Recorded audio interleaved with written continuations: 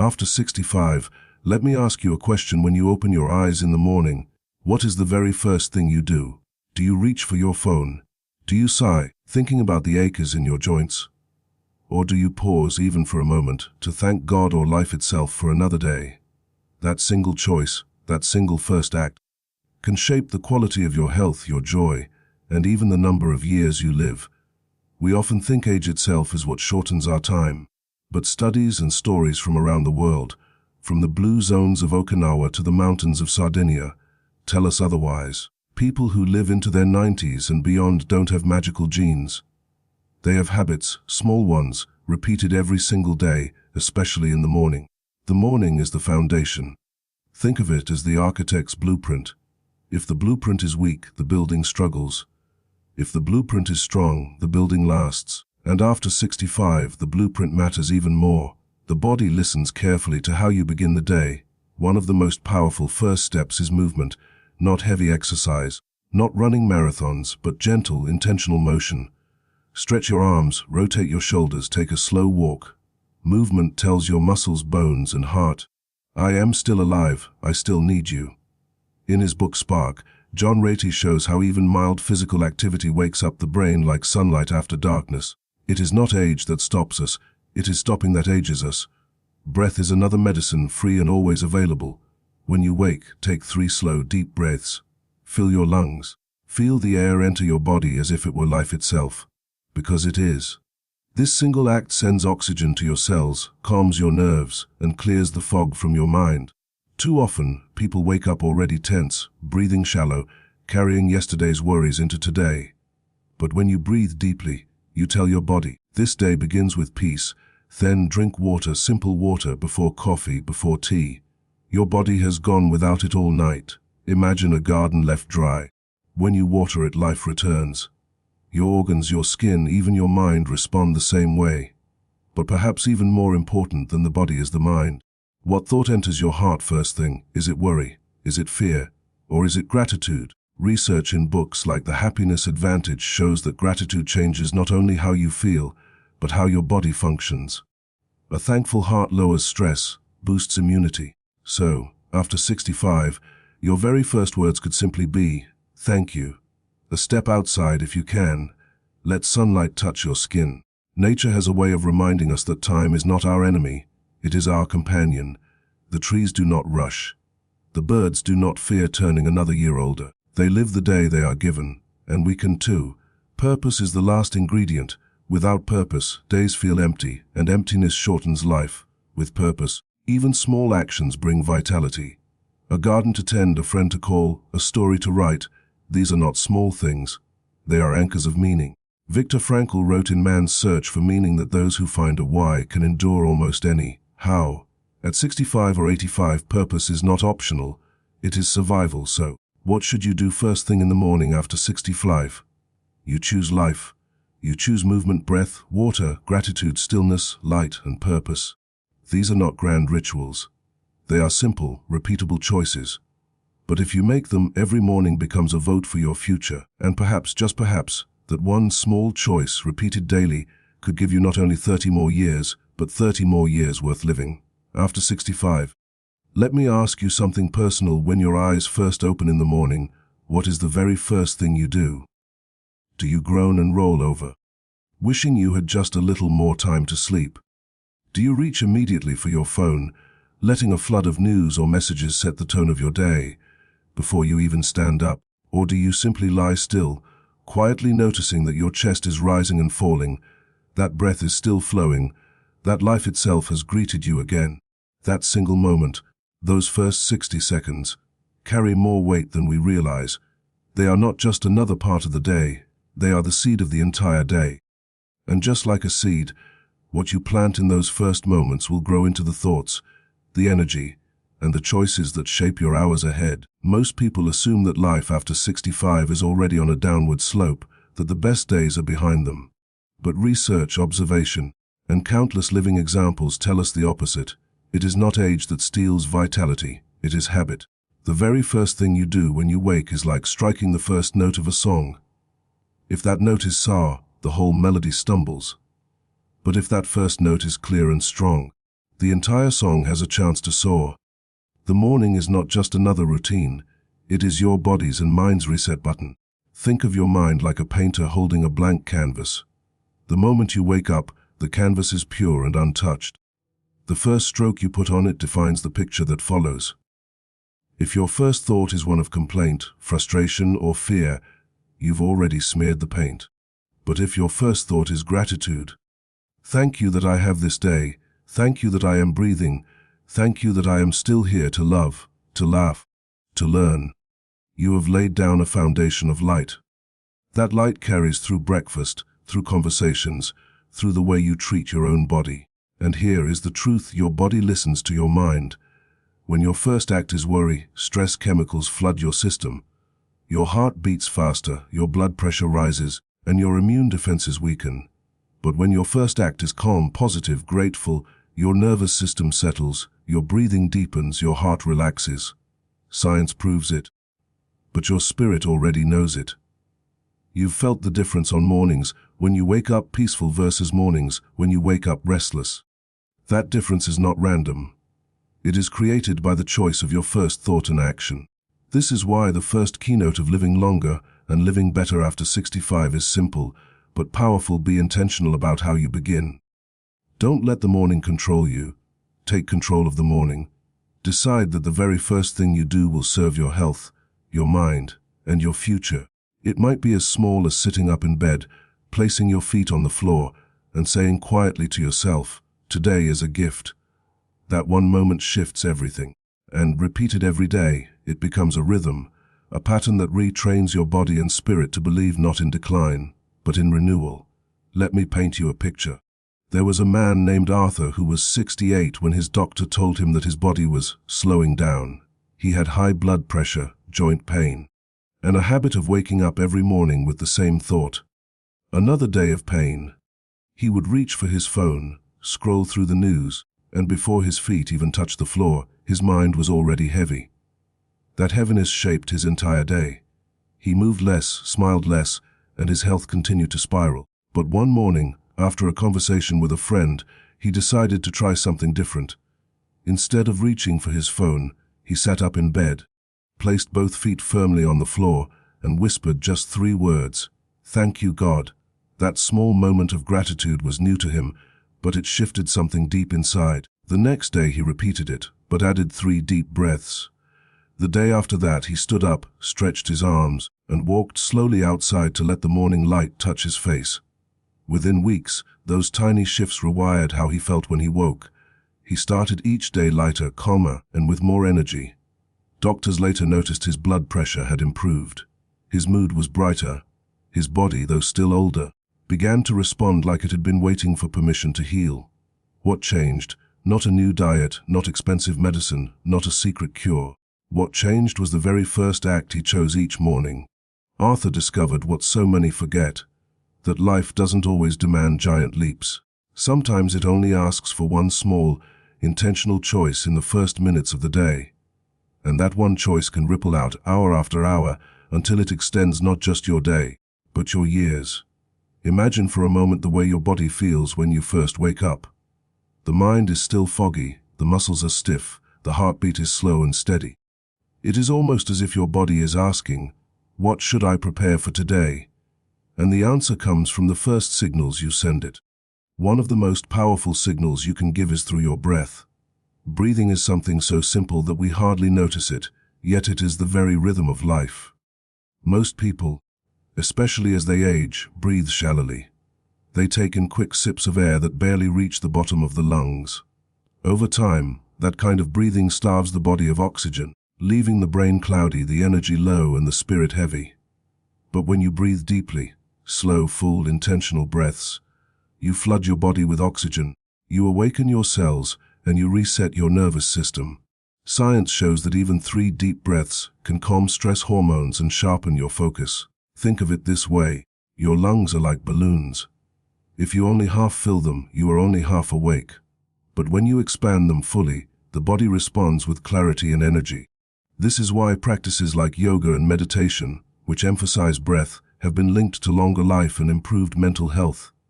There is a woman named Margaret, 72 years old, who learned this truth in the simplest way.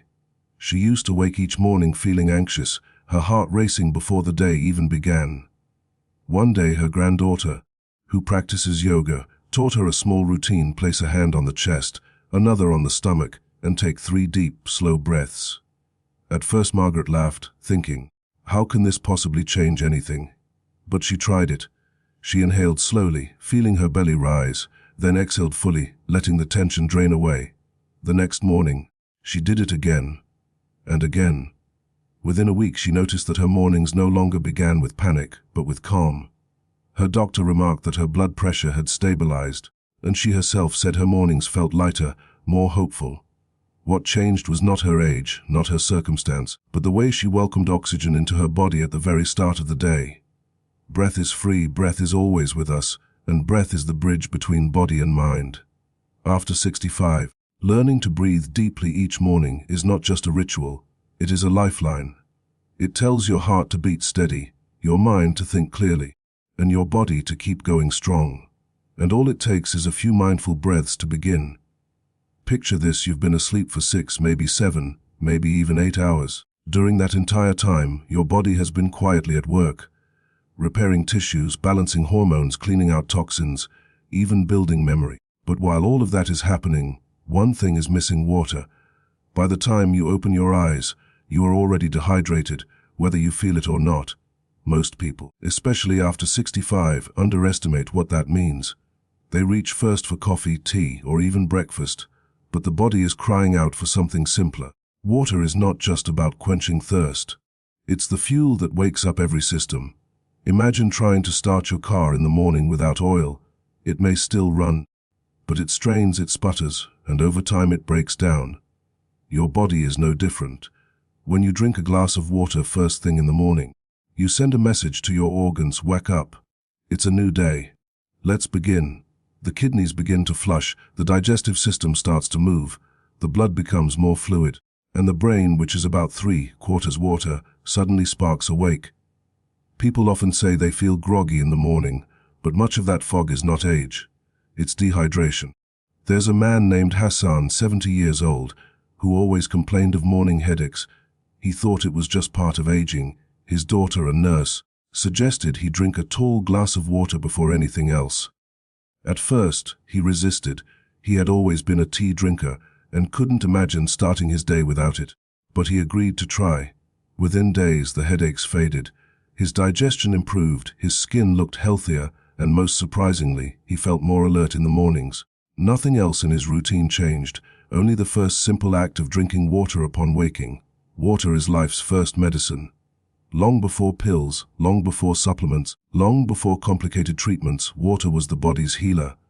After 65, when the sense of thirst grows weaker and the risk of dehydration is higher, this small act becomes even more powerful. A single glass of water in the morning can improve circulation, protect the kidneys, and ease strain on the heart. It can even lift mood and sharpen focus. So the choice is simple but profound. Before you reach for the coffee, before you let the day's worries crowd in, pause and drink water.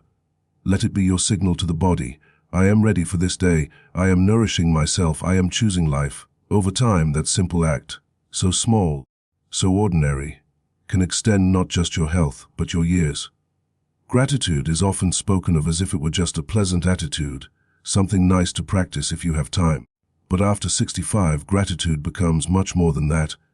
It becomes a medicine for the mind, a shield for the heart, and even a force that can add years to your life. The first thought you choose when you wake has the power to shape not only your day, but your health. If that thought is worry or complaint, stress follows close behind. But if that thought is thank you, even whispered softly in the quiet of morning, your entire body responds differently. Science has shown this over and over.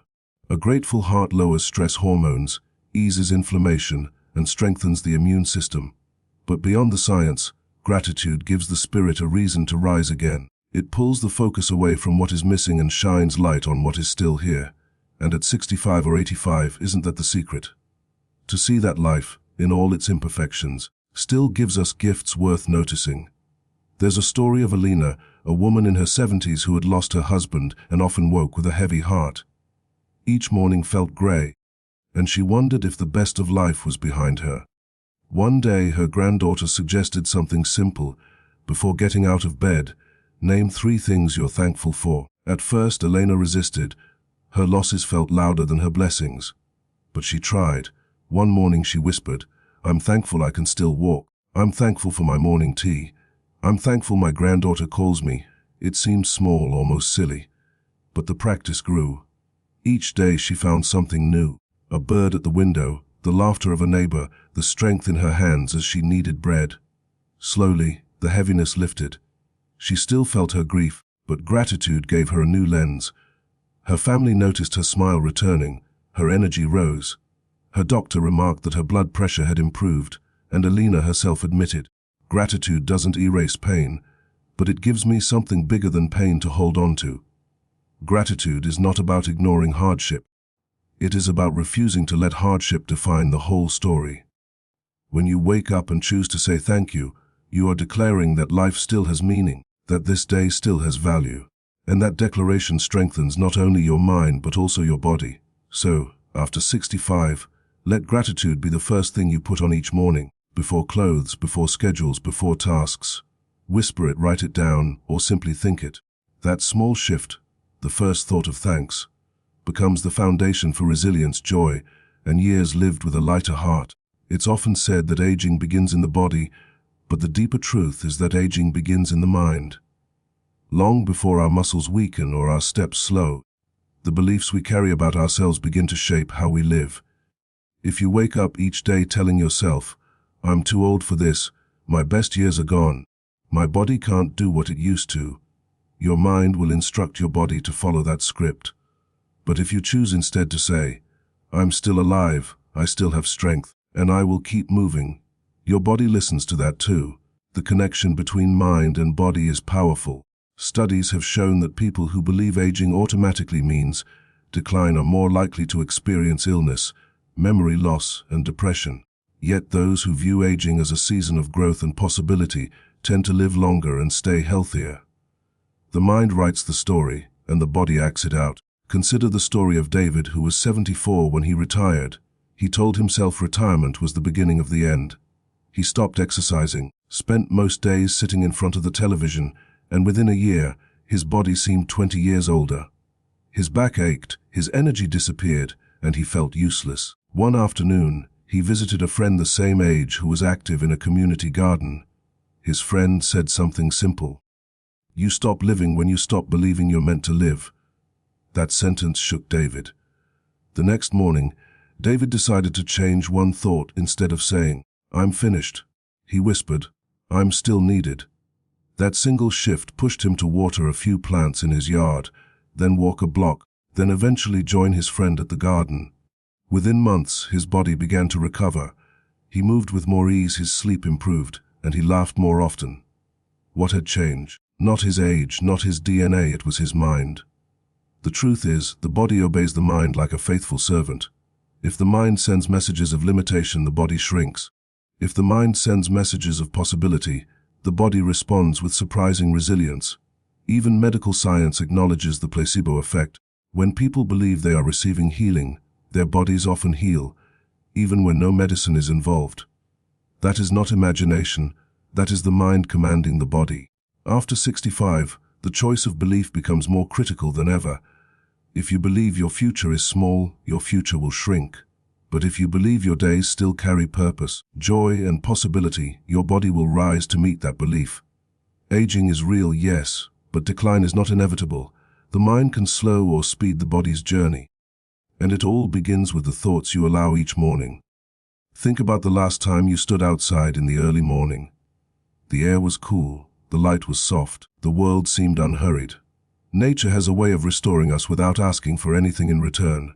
After 65, when life can sometimes feel smaller or more confined, stepping into the natural world becomes more than a pleasant pastime.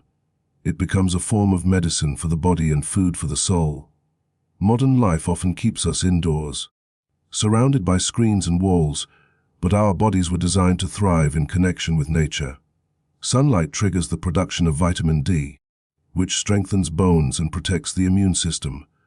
Fresh air fills the lungs with oxygen that feels cleaner, freer.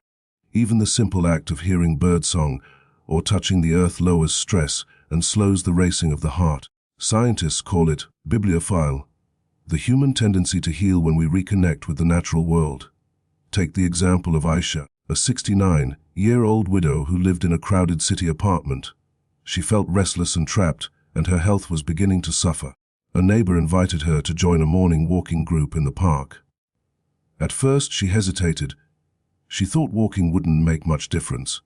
But on her first morning, she noticed something unexpected. As she strolled under the trees, she felt her mood lift. The sunlight warmed her skin, the sound of leaves rustling gave her peace, and by the time she returned home, she felt lighter than she had in years. What began as a small outing became her daily ritual. Within months, her blood pressure improved.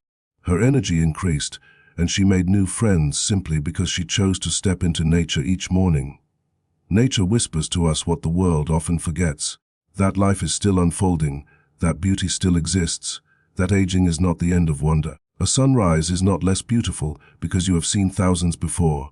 It is more beautiful because each one is a reminder that life continues to renew itself. After 65, connecting with nature is not about climbing mountains or hiking miles. It can be as simple as standing on your porch, watering a small garden, listening to the birds, or letting the morning sun touch your face. These small acts ground you, refresh you, and remind your body that it belongs to something larger, something alive and vibrant. When you choose to spend even a few minutes in nature at the start of the day, you are saying to yourself, I am part of life's ongoing rhythm. I am still growing, still breathing, still here. And those few moments, repeated daily, can add not just years to your life but life to your years. Stillness is one of the most underrated medicines we have, and silence is its closest companion. After 65, life can often feel noisy even when the world is quiet. Your mind carries memories, regrets, worries about health, and thoughts about the future. That mental noise is exhausting. But when you allow yourself a few minutes of stillness and silence each morning, you give your heart, mind, and body the gift of rest, renewal, and balance. We live in a world that praises business. Even in retirement, people often feel pressure to keep busy, so they don't seem unproductive. But endless motion wears down the body, and endless chatter wears down the spirit. Silence, on the other hand, strengthens both. Studies show that even 2 minutes of silence can lower blood pressure, slow the heartbeat, and calm the nervous system more effectively than soft music. Stillness and silence let your body remember that it is safe, that it can relax, that it can heal. There's a man named Roberto, 73, who had lived most of his life in noise. Television on in the background, radio playing, conversations always buzzing. When his wife passed away, the silence of his home felt unbearable, so he filled it with more noise. Yet the more he did, the more anxious and restless he became. One day, a friend suggested he try just 5 minutes each morning sitting quietly without distraction. At first, Roberto resisted, saying, "The silence makes me feel empty." But slowly, something changed.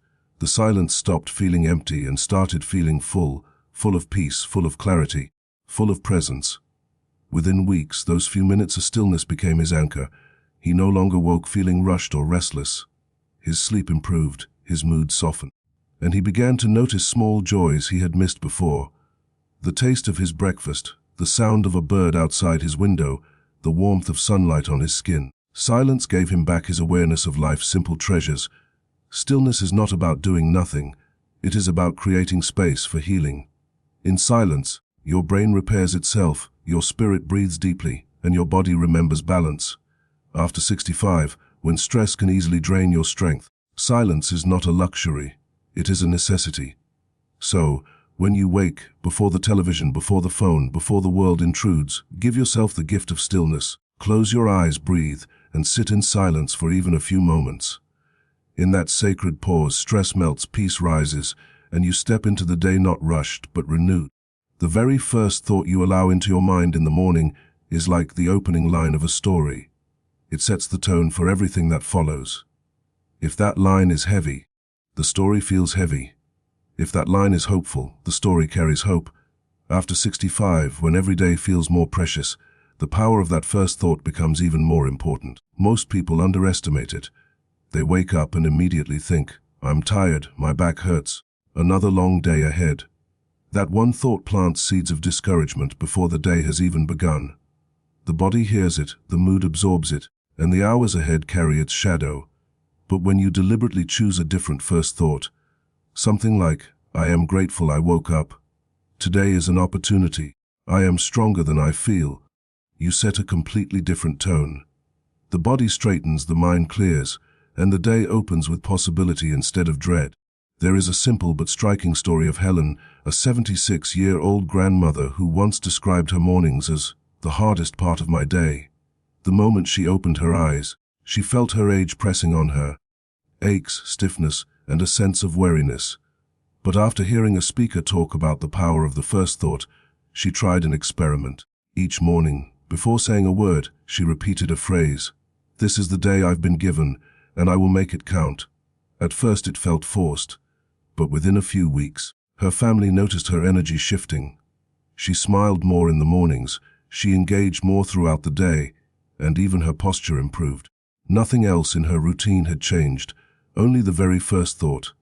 The mind is like a compass. Whatever direction you set in the morning, your emotions and actions follow. A negative first thought points you towards stress and fatigue. A positive one points you towards strength and peace.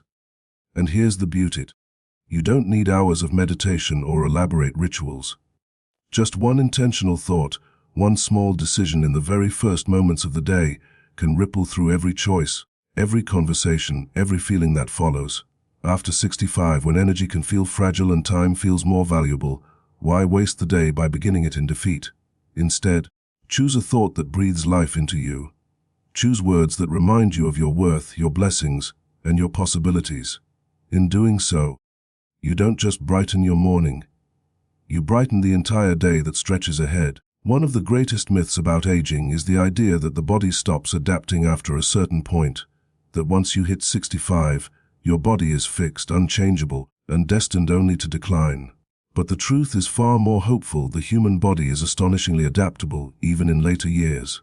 Muscles can still grow stronger, the brain can still form new connections, balance can still improve, and energy can still be renewed. The body doesn't give up, it listens to how you treat it and responds accordingly. Think of the way a tree responds to care. Even an old tree, if watered, pruned, and given sunlight, produces fresh leaves, sometimes even fruit. The body is the same, it may carry the marks of time, but it never loses its capacity to respond to love and effort. Scientists call this neuroplasticity and muscle adaptability, fancy terms that simply mean your body and brain are still learning, still growing, still capable of renewal, no matter your age. Take the story of Samuel, a 79-year-old who had fallen twice in 1 year.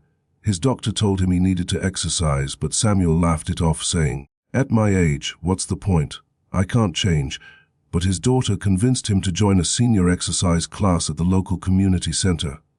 At first, he could barely manage a few stretches, but he kept showing up 3 days a week, moving slowly, gently, consistently.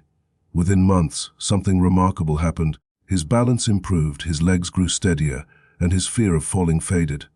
By the end of the year, Samuel was not only stronger, he was dancing again at his granddaughter's wedding. What changed? Not his age, not his bones, not some miracle cure. What changed was his belief that his body could still adapt, and his willingness to act on it. This adaptability is built into us. Muscles respond to movement, lungs respond to deeper breathing, the brain responds to challenge, and the heart responds to care. Age may make the process slower, but it does not make it impossible. Every time you walk, stretch, learn, or try something new, you are teaching your body to stay alive, awake, and responsive. After 65, the danger is not that the body can't adapt. It's that too many people stop asking it to. They stop moving, stop challenging themselves, stop believing in growth. And when the body is no longer asked to respond, it begins to shut down. But the moment you begin again, even with something small, the body remembers how to change. So, don't tell yourself, "It's too late for me." Tell yourself, "My body is still listening, still learning, still capable of renewal." And then give it the chance to prove you right. It's easy to believe that change only comes through big, dramatic actions, a strict diet, hours of exercise, or some radical new routine. But the truth is, especially after 65, the real power lies in the small, steady choices you make each day. These little changes may seem insignificant at first, but over time they stack up, creating transformations that are both powerful and lasting. Just as a single drop of water doesn't seem like much, yet drop after drop can carve stone, your small daily habits shape the future of your body and mind. Think about brushing your teeth. It only takes a few minutes, and no one day of brushing makes your teeth healthy. But repeat it every day, and the result is decades of protection. The same is true for your health routines. 5 minutes of stretching, 1 glass of water, 3 deep breaths, a walk to the corner and back. All of these might feel too small to matter, but they compound like interest in a savings account. And before you know it, you've built strength, energy, and resilience that surprise even you. Let me share the story of Rosa, a 67-year-old woman who wanted to get healthier but felt overwhelmed by the thought of changing her whole lifestyle. Instead of trying to do everything at once, she chose one simple habit: walking for 10 minutes every morning. That's all, no special gear, no strict rules. 10 minutes. At first it felt trivial, but she stuck with it. Weeks later, those 10 minutes became 15, then 20. She started adding a glass of water before her walk.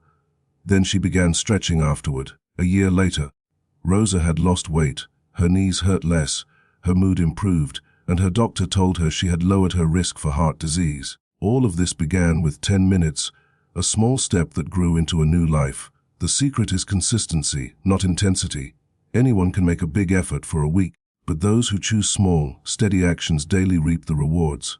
The Japanese call this kaizen, the practice of continuous, tiny improvements that eventually lead to greatness.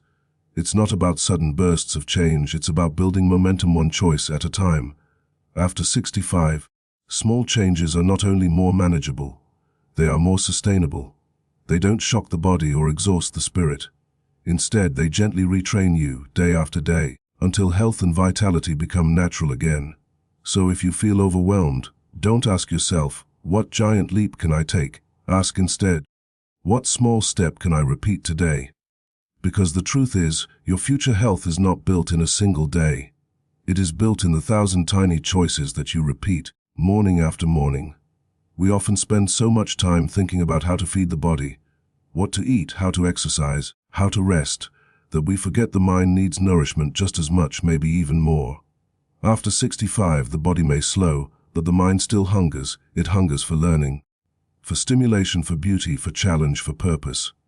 And when the mind is fed, it keeps the spirit alive, the body energized, and the years ahead meaningful. The danger is neglect. Just as a body weakens when left unused, the mind begins to fade when it is no longer challenged. Memory dulls, focus slips, creativity dims. But when you give your mind something to chew on each day, a new idea, a meaningful book, a conversation, even a puzzle, you are keeping the brain flexible, strong, and resilient. Scientists call this cognitive reserve, the brain's ability to adapt and stay sharp as we age. And the reserve is built not by doing everything, but by doing consistently, daily, like food for the soul. Take the story of Fatima, a 71-year-old retired teacher.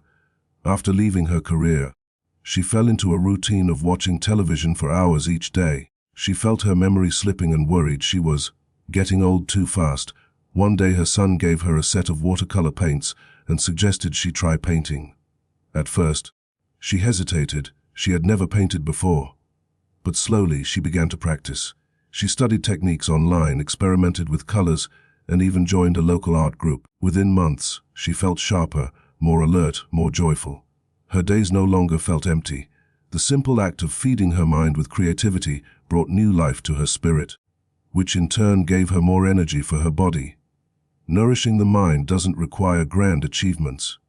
It could mean reading a few pages of a book each morning, learning a new recipe, writing a short reflection in a journal, or practicing a new language word by word. Each act is like a healthy meal for the brain, giving it the stimulation it craves, and just like food, variety matters. Engage with new ideas, connect with different people, explore unfamiliar hobbies. After 65, caring for your body keeps you moving, but caring for your mind keeps you truly alive. A strong body may carry you forward, but it is a nourished mind that tells you why the journey is worth it. Purpose is one of the strongest forces keeping people alive and well, especially after 65. It is more than having something to do. It is having a reason to wake up, a reason to move forward, a reason to keep giving. Without purpose, days can feel empty, long, and heavy. But with purpose, even the simplest moments become meaningful. Science has confirmed what the heart already knows. People with a strong sense of purpose live longer, recover faster from illness, and experience more joy in their later years. Purpose is fuel. It adds years to life, and just as importantly, it adds life to those years. Too often, people believe that retirement means the end of purpose. They think purpose belongs to careers, businesses, or raising children. But purpose is not tied to a job or a title. It is tied to the heart. Purpose might be caring for a garden, mentoring a younger person, volunteering, creating something new, or simply being a source of love and encouragement to family and friends. Even the quietest acts can carry deep significance. Consider the story of George, 82 years old, who had lost his wife and felt his life was done. He spent his mornings sitting by the window, watching the hours slip by. One day, his daughter asked him to help her son, George's grandson, with math. At first George refused, thinking he was too tired, too old. But reluctantly he agreed. Something stirred in him as he began explaining numbers, just as he had done years ago as a teacher. The boy lit up with understanding, and George felt something he hadn't felt in years: usefulness, connection, meaning. From that day forward, tutoring his grandson became his new routine. Soon, neighbors began asking if he could help their children too. George was no longer just an old man sitting by the window. He was a teacher again, a mentor, a man with purpose. His health even improved. His doctor noticed his energy rising and his outlook brightening. Purpose gives the heart something to beat for. It reminds us that life is not finished, that we are still needed, still capable of giving. And giving is what makes us feel alive. After 65, purpose doesn't have to be grand. It only has to be real. A plan to tend, a letter to write, a friend to encourage, a skill to share. Each of these small purposes weaves meaning into the fabric of our days.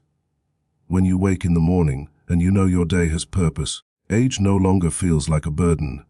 It feels like an opportunity. Purpose transforms time from something you endure into something you embrace. And that transformation can extend not only the length of your years, but the richness of every moment you live. The very first choice you make each morning is more powerful than most people realize. After 65, when every day feels more precious and every action carries weight, that first choice becomes a statement to yourself. This is the life I choose. It is not just a small habit. It is a vote for your future. Every movement, every breath, every thought, every act of gratitude or care in those first moments sets a trajectory for your health, your happiness, and your years ahead. Think of it like planting a tree. The seed you put into the soil today determines what will grow tomorrow.